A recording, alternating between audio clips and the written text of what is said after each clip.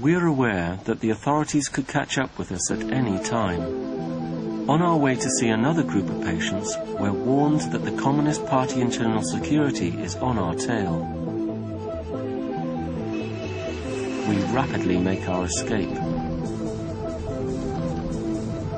In villages near the test zone, we've seen cases of children with terrible deformities. To find out if their suffering is caused by the radioactive contamination, we need to get hold of the Chinese authorities' own medical papers. Our search for evidence takes us to the region's capital city, Urumqi. We know we can't stay here long. It's not a popular tourist attraction. Despite the risk, it's time for Anwar to begin his undercover search for medical documents. We give him a concealed camera to record onto video any documents he can obtain.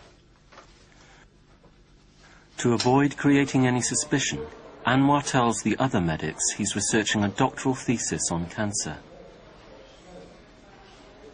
They must not suspect what he's up to. Under constant threat of being denounced as an imposter, Anwar starts to trawl through the documents. He knows that if he's found out, he'll face a 20-year prison sentence.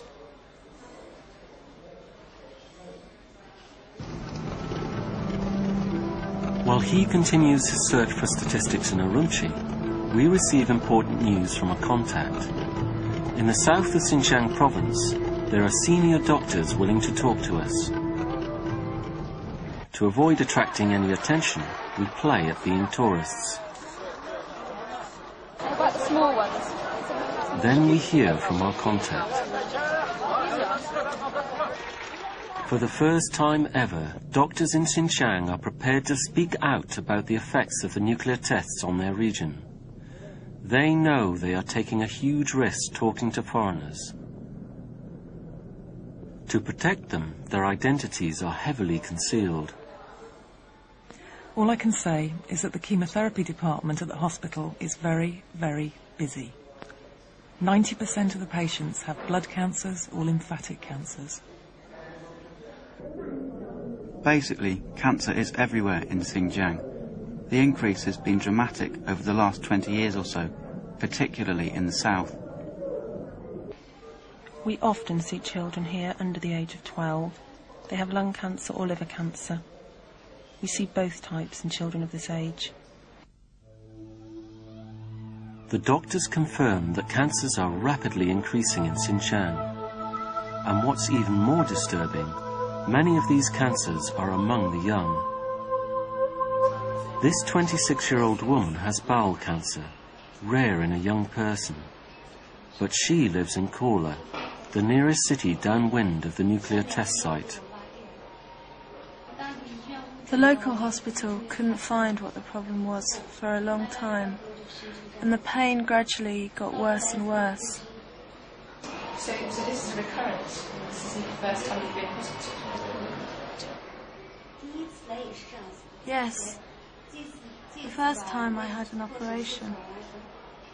I don't really know what happened, but after the operation I still felt ill.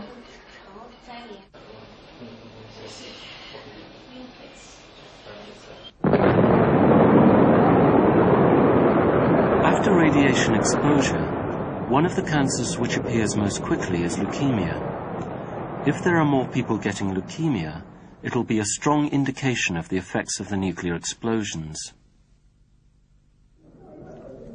There are no statistics for leukemia here, but as far as we can see, more and more people are getting it. The number of people who have it now is much higher than before. This young boy is seriously ill with leukemia.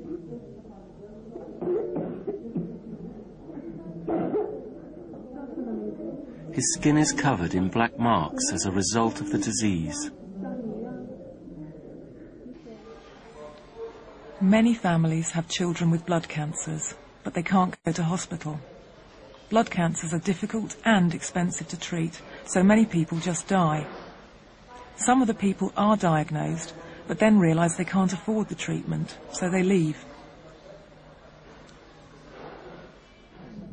The doctors we meet are convinced that radiation from the nuclear tests is responsible for the increasing rate of cancer among these young people. But they also say the Chinese state is blocking all access to the truth. The nuclear explosions have caused increased air and water pollution.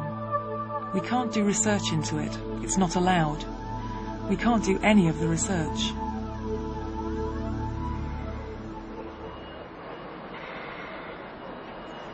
Back in Urumqi, we meet up with Anwar again.